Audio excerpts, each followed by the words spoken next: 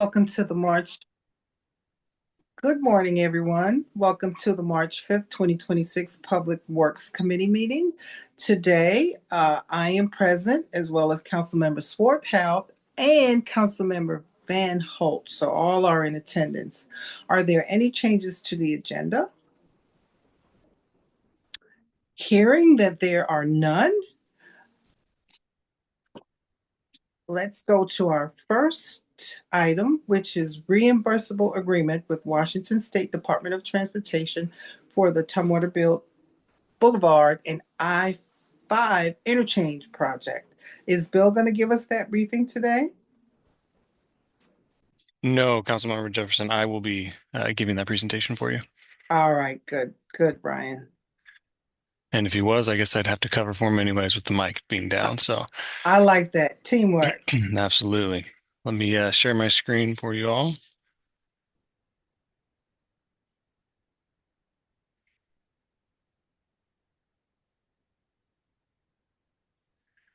All right, is my screen showing for you? Yes. Okay. Well, good morning, council members. My name is Ryan Blazer, and I'm an engineer with the Transportation Engineering Department. Here to present the project review reimbursable agreement with WashDOT for the Tumwater Boulevard and I-5 interchange project.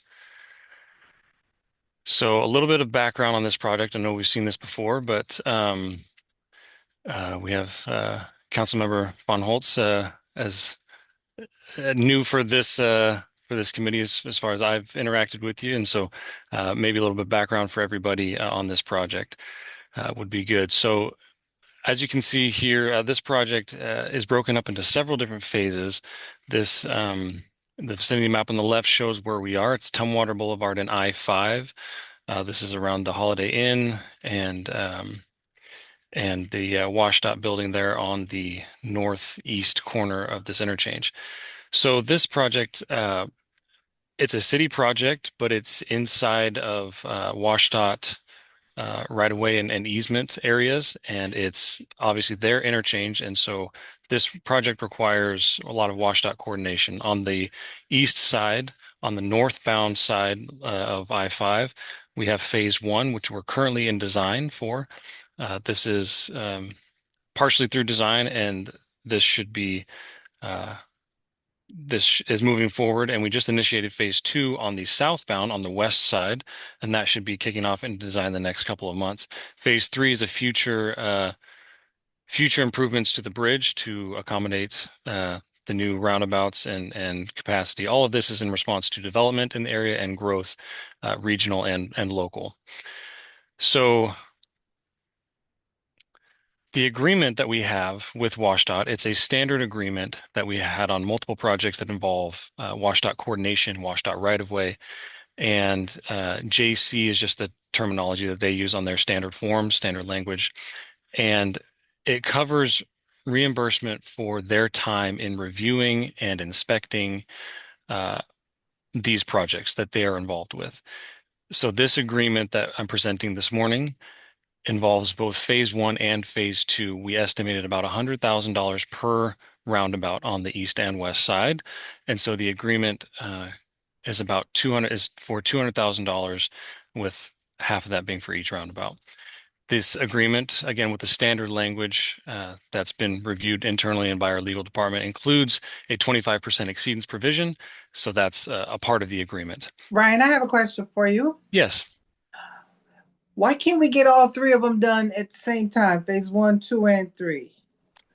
That's I have my thoughts, and Brandon might have his others, or Bill. But cost is one, timing is Mhm. the other, and so it's being phased out to, yeah, I guess cost and schedule and timing. There's development in the area, and this is a long-term plan to accommodate that growth, and so So, yeah. so, so we're talking 10, 15 years. So it doesn't make any sense to do it all at one time because things might change. Is that what I'm hearing? So phase one that we're currently in, we're estimated, excuse me, we're estimated to be to be under contract by the end of the year for construction. Mhm. Phase two in design, looking at possibly under a contract for construction within the next year or two after design. And then phase three with the bridge improvements, that's a much further out discussion. And that's, again, involving WashDOT heavily on those. And a lot of this really involves WashDOT coordination and their timing because it is their interchange. But that's our current estimate is end of this year for phase one, next year or two for phase two for those Okay, roundabouts. thanks, Ryan. Did that answer your question, Councilman? Um, what does Bill have to say about it? It just to me, just getting it all done at once, but then you explain we're on their schedule. So if they're not ready for phase three, then we got to do phase one and two. That's what And I I'm can understanding. and I can jump in here. All right. Ryan was correct. The main issue is cost. The entire interchange project, if we were to do it at once, it's in the 23 to $30 million range. And it hasn't been part of like our impact fee program or anything like that. It's been driven fully by development. And so we are actually charging developers for every trip that they send to this interchange to essentially pay for their pro rata share of the impacts. But cost is the big thing. This first roundabout's a little over $6 million. Mhm. There hasn't been a good grant option in order to secure 20 plus $1 million for this project. And then timing, as Ryan mentioned, is a big one as well. Right now, the first area that we have issues today is the northbound on off ramp, and it's really the left turn movement coming from the off ramp. So this is just about correcting an issue that we have right now so that development can still happen and so that people can safely make movements, but getting everything prepared for the future expansion. We went through sensitivity analysis to kind of show this is, if we want bite-sized projects, which we can realistically assume we can get funding for, that's how we came up with the strategy. It was just one roundabout at a time. And then the Mhm. bridge widening actually isn't needed for quite a while. Okay. But as soon as there's a good grant opportunity, it's not like we're going to turn it down. We're going to try. If we get funding, we'll get it done sooner. But it's really just time and money. Okay. Thank you. Thanks, Mhm. Brandon. Yeah, thanks for that, Brandon.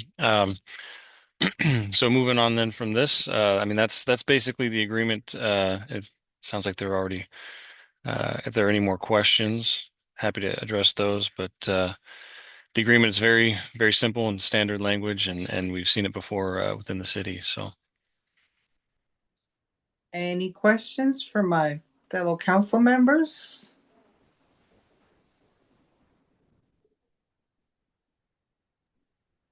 Hearing none, we have a recommended action to place the reimbursable agreement with Washington State Department of Transportation for the Tumwater Boulevard and I-5 interchange project on the March 17, 2026 City Council consent calendar with a recommendation to approve and authorize the mayor to sign.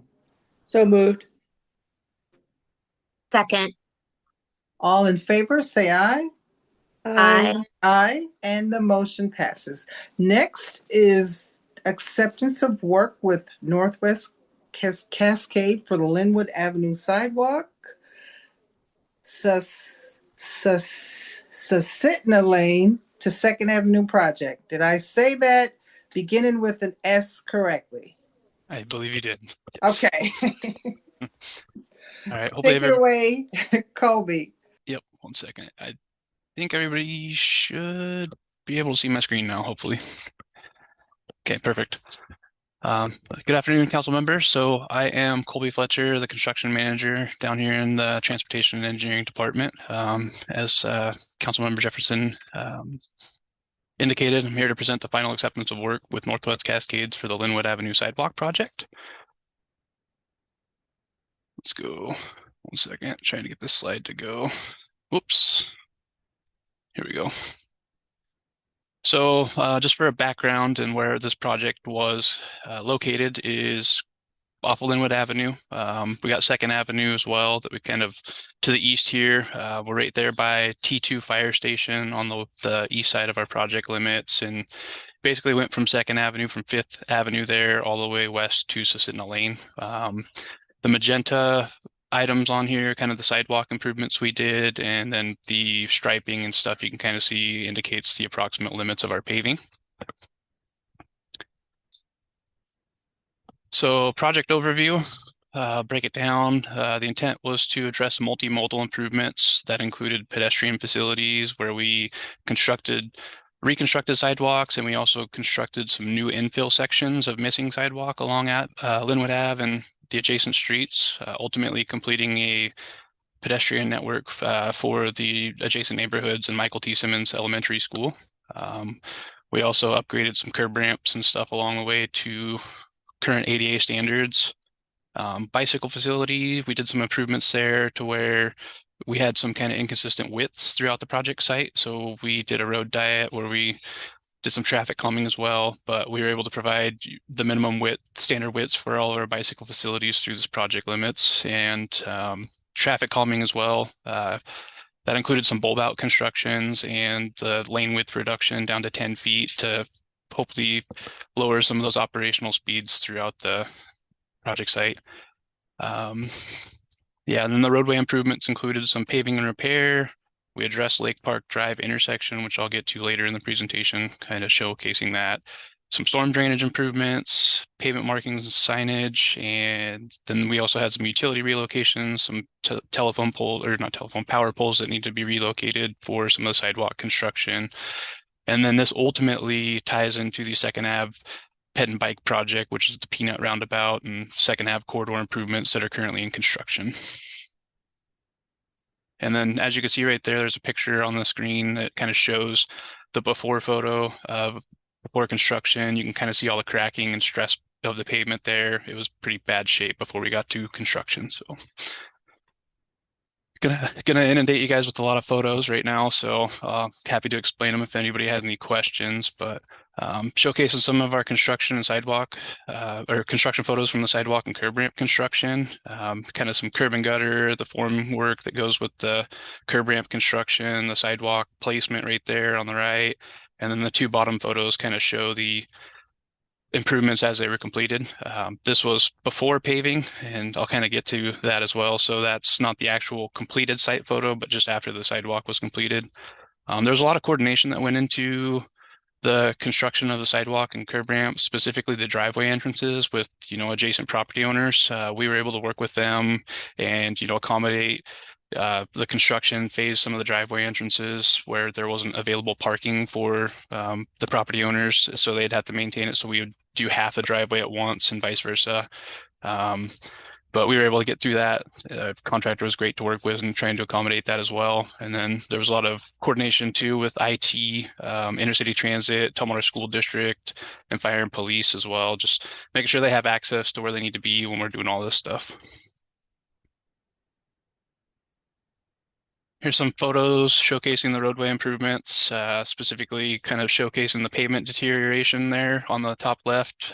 There was a lot of pavement that we weren't sure exactly what the condition was going to look like after we planed the roadway. So you can kind of see the planing operation, the grinders right there. And then on the right, you can see us going through and identifying some additional dig out areas for the contractor to address prior to doing the final pave on the street. And then the bottom photos show the paving while it was occurring, and then also the completed mat as they're rolling it for Linwood Avenue there. So Lake Park Drive, as I alluded to, I'd kind of touch on this later in this presentation. We, as part of this project, added a new segment of sidewalk from Susitna Lane to Lake Park Drive. It was an infill that we did on the south side of Linwood Ave. You can kind of see it there in the distance on the right photo. But the existing geometry of Lake Park Drive was rather skewed. You can kind of see on the left there. So what we did is with the new pedestrian connection and crossing, we added a new pedestrian crossing. We added a new pedestrian refuge as well, and overall connects to all the other improvements that occurred east of this location. So that was a pretty good improvement for this project. And, IT, they're able to make all the turning maneuvers and just created a lot better sight distance, geometry angles and all that stuff. So. And then here are some construction after photos. Linwood Avenue, you can see on the left there, that's basically everything's complete. They were doing pavement marking installations there, all the RPMs and everything. You see the new bike lane, the restoration of the new sidewalks and stuff that occurred. Another challenge we faced on this project was working with the adjacent property owners. So we had some impacts since we created some new void spaces as well with some of the bulb outs. So we accommodated them through construction by installing some bark mulch, grass, river rock as well, depending on we were working with them individually to accommodate their needs. So, and then 7th Avenue intersection, this shows it kind of completed. It shows it complete. This was an intersection that was not intended to be originally included in the project. During construction, Intercity Transit had an existing bus stop on 5th Avenue, and they had some interest in relocating it to get back to their route at 7th Avenue. So we ended up redesigning this or designing this to provide the turning maneuvers that they needed to actually adjust their bus route when we were in construction. So we had the contractor on site, worked with them. They had no issues adding this work to the project, and we were able to accommodate that shift for their overall operations. So here's the list of what we accomplished. So pedestrian bicycle safety improvements. So we had 3,750 total feet or linear feet of newer reconstructed sidewalk. We had addressed 16 total newer, oops, I accidentally pressed ahead, sorry. 16 total newer improved pedestrian crossings and 31 total newer improved curb ramps. And we also improved the bicycle facilities by providing that width. The roadway improvements, we had approximately 87,000 square feet of roadway repaving, 3,700 lineal feet of new curb and gutter.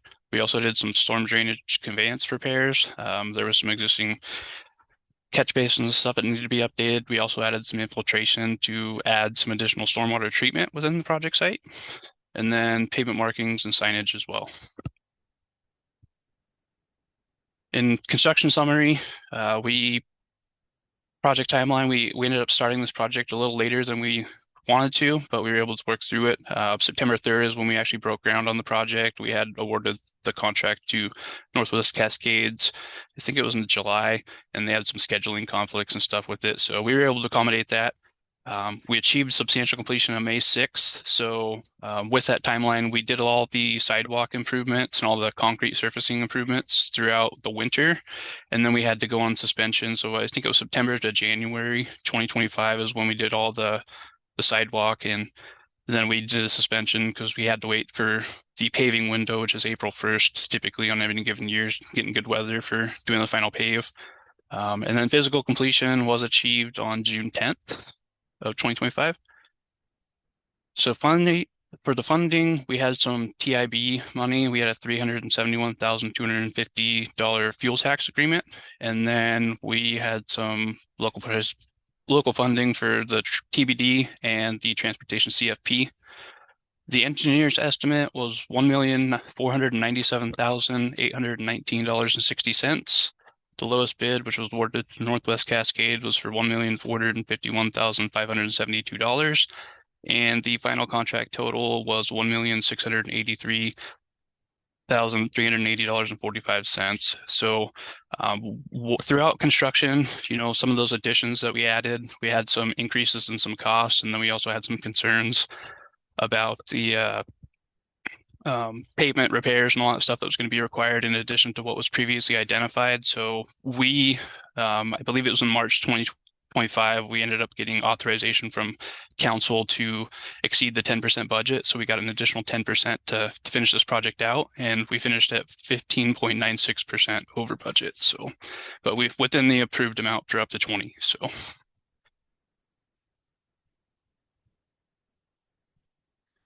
And then here's some additional photos throughout construction, some various ones. I guess I just want to summarize the presentation by saying, this was an overall very successful project. It was primarily an in-house design. We had some consultant support along the way, but we inspected this entirely in-house throughout construction. The public outreach effort we did on this was pretty extensive. We did a lot of pre-construction outreach with all the impacted property owners, and then also the school district, police, fire, and IT, Intercity Transit as well. Our communication team was a huge help with that. And then Northwest Cascade was a super pleasant contractor to work with. We had a lot of adversity and challenges to get through on the project, underground obstructions, everything. They were able to coordinate with us, identify issues that they were foreseeing before some of them arised, and they were also able to accommodate, maintaining our bus routes through there as well for Tumwater School District and the interstate transit and prioritizing them to be released through some of the traffic control. So yeah, overall, it's a huge project success. And yeah, I guess I'll open it up to any questions. Yes. Yes. Starting with me, Colby, this was well done, beautiful as it relates to teamwork. And I know engineers are humble warriors. Your personality types are just, you're just not out there.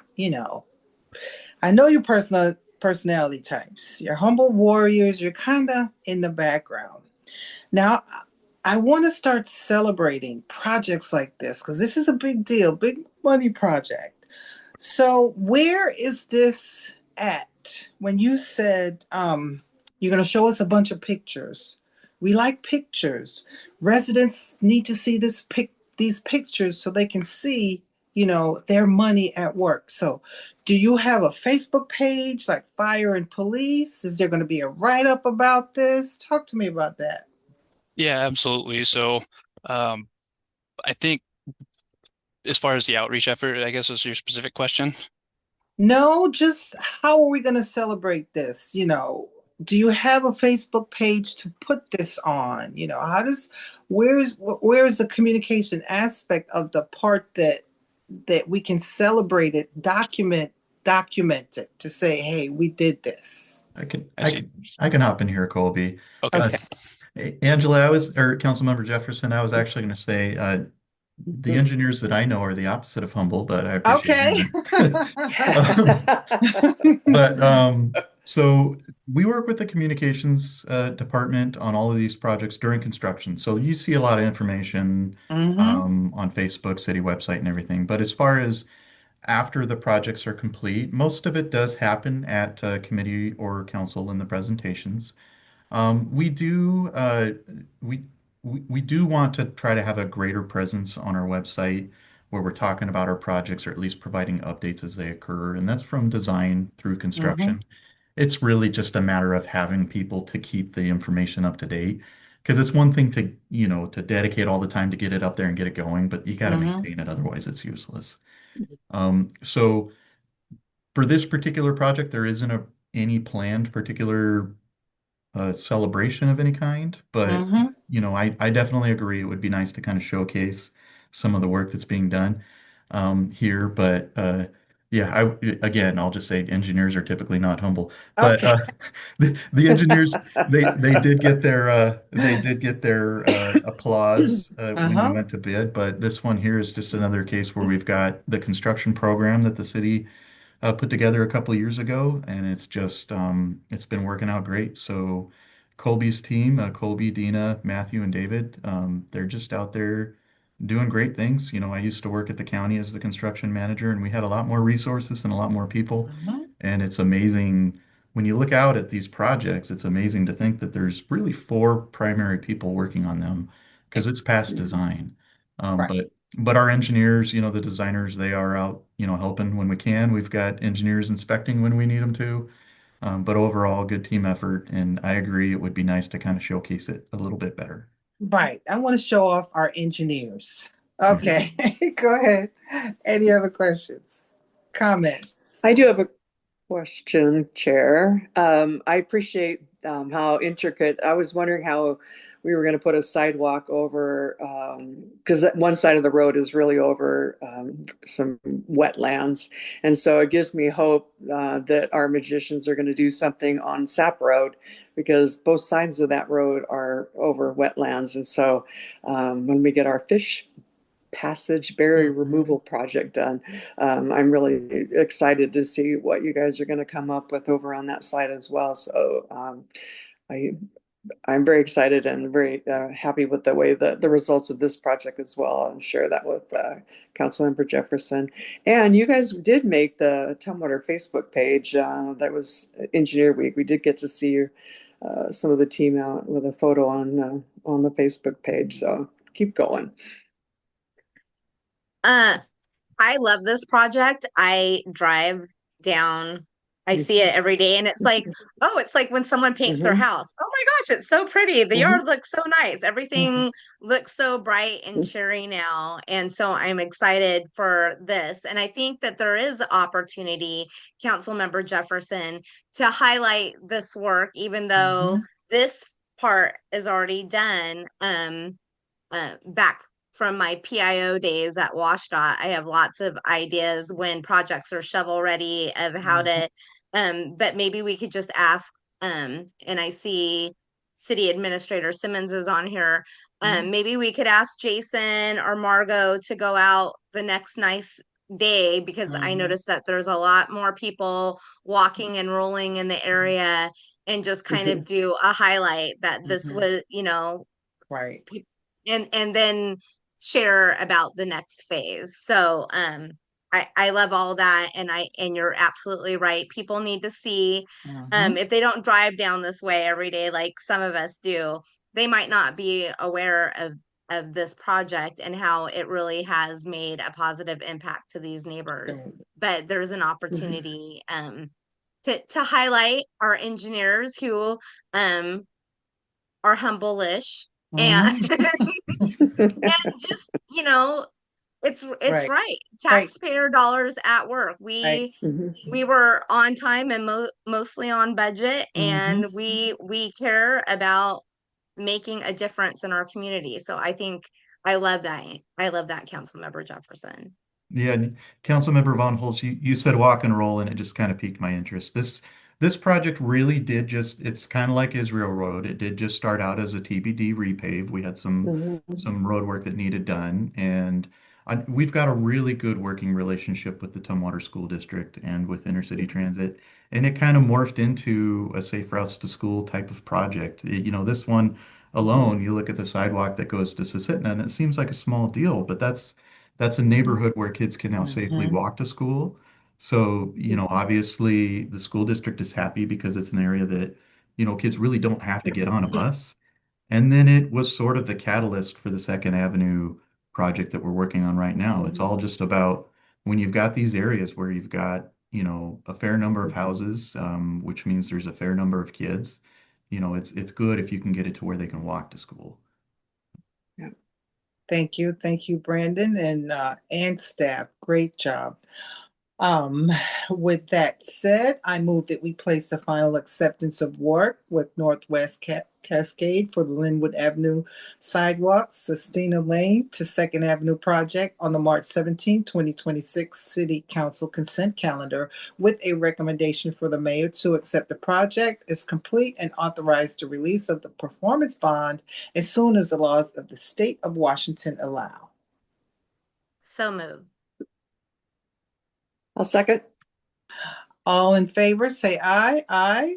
Aye. And aye, and it passes. Next on the agenda is committee meeting schedule.